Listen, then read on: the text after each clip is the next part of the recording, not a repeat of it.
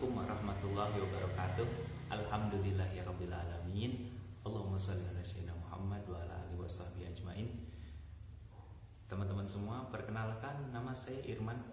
Saya salah satu seorang penyintas COVID-19 yang baru 1 bulan saya bisa negatif COVID, dan sempat masuk ruang ICU selama 8 hari. Dan setelahnya mengalami gejala long COVID. Nah, kali ini saya ingin cerita ya, bagaimana saya bisa terkena COVID. Padahal saya termasuk orang yang secara prokes itu kalau kemana-mana pakai masker, terus bawa hand sanitizer, dan sering cuci tangan.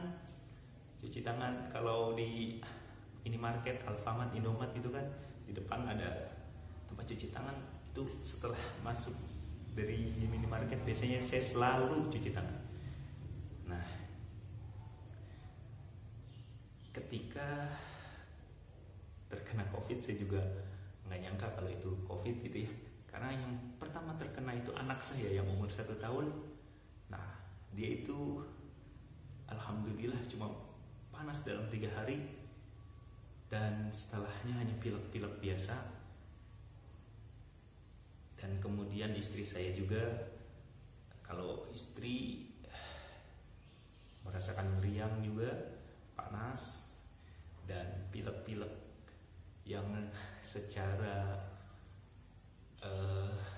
riak atau dahaknya itu kental sekali dan sulit buat ngeluarin.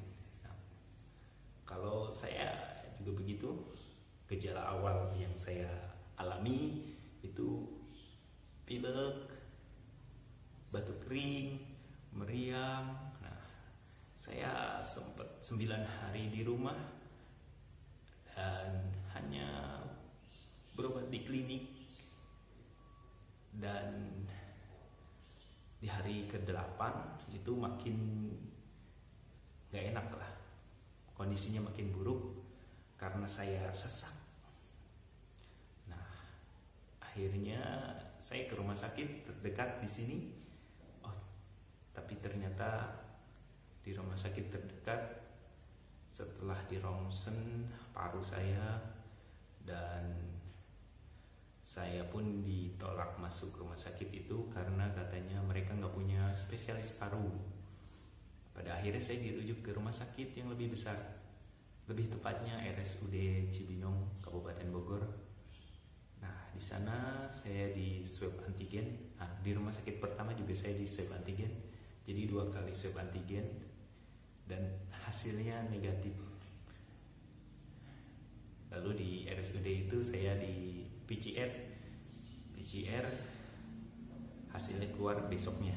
Tapi sebelumnya saya langsung dimasukin ICU karena saturasi saya rendah, 80-an waktu itu. 8 hari di ruang ICU, sesuatu yang saya benar-benar tidak sangka, tidak duga, karena saya baru pertama kali masuk rumah sakit, baru dirawat, dan sekali rawat langsung masuk ruang ICU. Nah, secara umum gejala-gejala dari awal COVID itu yang saya alami, yang saya rasakan tuh yang jelas batuk kering, pilek. Tapi batuk ataupun pileknya ini secara dahak itu agak beda dari flu biasa, dari pilek atau batuk biasa. Secara dahak dia itu lebih kental dan putih kayak berbuih gitu. Itu yang saya rasakan. Dan yang kedua, walaupun saya tidak diare, tapi pas buang air itu kotorannya berwarna hitam dan terasa hitam dan agak moncor juga sih, agak lembek, tapi saya tidak diare. Nah, secara hilang bau saya termasuk tidak hilang bau ya, tapi kalau istri itu hilang bau. Kalau anak saya masih susah nanyanya karena baru umur 1 tahun. Nah, pengalaman saya di ruang ICU itu, batuk saya belum reda ketika itu, karena ya dari rumah emang udah batuk ya, dari awal tuh udah batuk kering. Dan di ruang ICU itu ketika saya mengeluarkan dahak, saya baru sadar gitu. Ternyata sudah mulai keluar dahaknya, tapi dengan darah itu. Saya kaget juga. Itu karena konsumsi obat ya. Di ruang ICU saya dikasih obat batuknya, alhamdulillah dahaknya bisa keluar dikit-dikit dan bercampur darah. Saya juga sampai berdarah gitu. Mungkin itu alasan kenapa paru-paru saya nggak bagus waktu itu. Nah, setelah 8 hari di ruang ICU itu saya dipindah ke ruang rawat inap karena alhamdulillah saya senang banget itu ketika keluar dari ruang ICU. Itu kita, karena di ruang ICU itu pertama secara ini kita nggak bisa ngapa-ngapain, maksudnya tidak ada itu alat untuk monitor, terus di kiri itu impusan, di kanan itu alat saturasi dan darah buat mengukur darah. Itu pengalaman yang Masya Allah. Dan yang kedua, di ICU itu saya suka lihat, ya tidak banyak tapi ada teman-teman saudara kita yang lewat gitu, dan saya nggak kebayang kalau misalkan lewat dalam keadaan sendiri, hanya ada perawat dan tak ada keluarga yang bisa menemani. HP pun tidak bisa pegang HP, kita cuma bisa telepon. Keluarga tuh bergantian pakai HP perawat ya, jadi full tanpa HP, hanya menggunakan HP perawat khusus, dan itu bergantian. Alhamdulillah saya di ICU dalam keadaan sadar, dan alhamdulillah saturasi saya di hari ke-8 itu udah mulai bagus, yang ke 90-an lah, 90, 91 dan seterusnya. Di rawat inap saya 3 hari dirawat inap, saya bisa pulang karena kondisinya udah makin membaik gitu ya.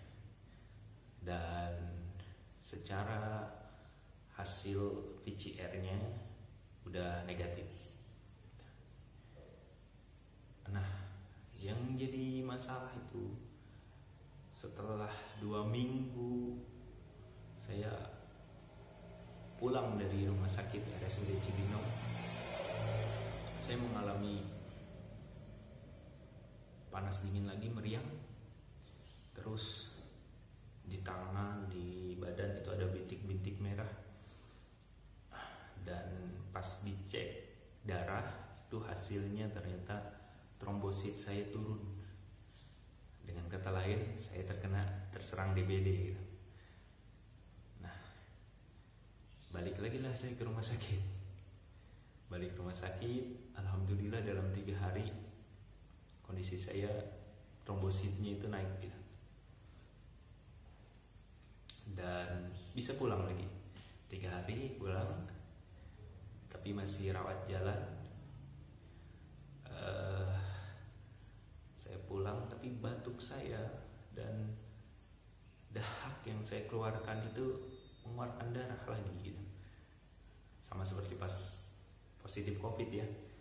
Tapi ini padahal udah negatif, batuk saya darah lagi. Saya pikir, akhirnya saya di ronsen lagi, paru-parunya katanya masih kurang baik.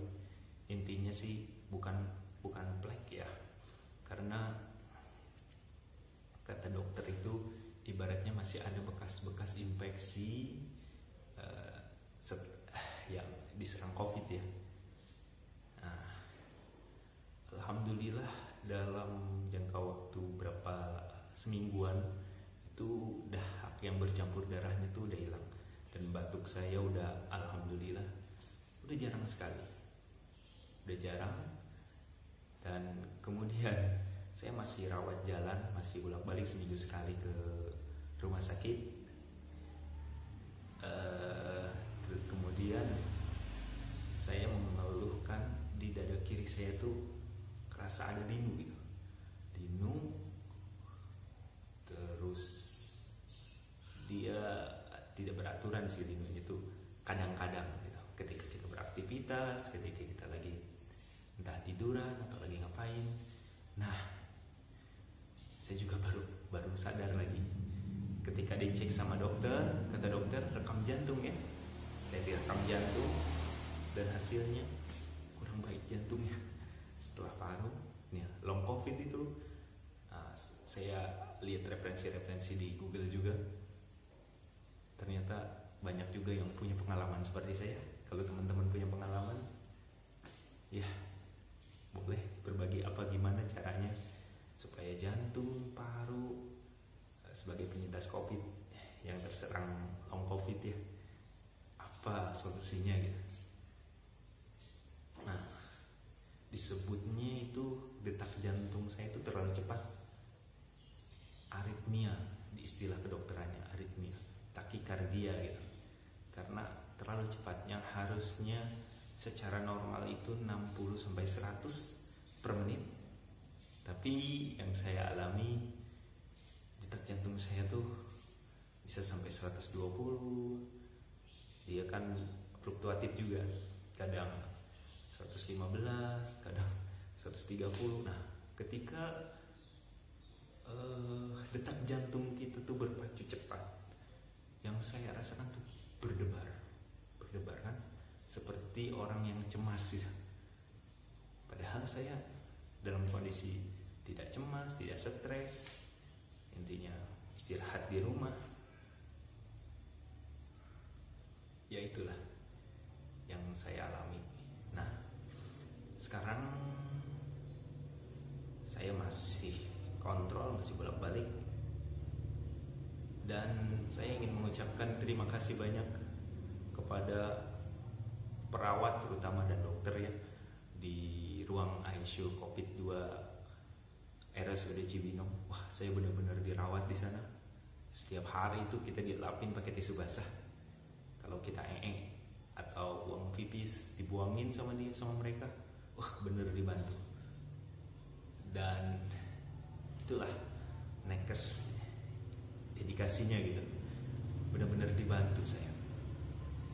Semua pasien juga sama, benar-benar dibantu. Ketika kita minta bantuan, wah masya Allah, benar-benar air pipis kita dibuangin sama mereka. Karena saya termasuk yang pakai pispot ya, menolak untuk pakai kateter karena saya tahu sakit itu. Yang kedua, saya alhamdulillah masih sadar waktu itu. Nah, jadi kesan masyarakat, terutama di kampung saya juga, tuh yang bilang kalau masuk rumah sakit biasanya di COVID kan lah, disuntik mati atau apa gosip-gosipnya. Tapi alhamdulillah yang saya rasakan sebaliknya. Dirawat sampai dilapin wajah badan saya setiap hari. Saya dibaluri minyak kayu putih semua supaya hangat. Alhamdulillah. Saya terima kasih banyak kepada teman-teman perawat yang ada di ICU COVID-2 RSUD Cibinong. Dan saya juga terima kasih banyak karena untuk ketika DBD saya dirawat di rumah sakit yang lebih dekat dari rumah, yaitu Rumah Sakit Dompet 2 Pak. Secara pelayanan alhamdulillah, dan saya masih kontrol di sana.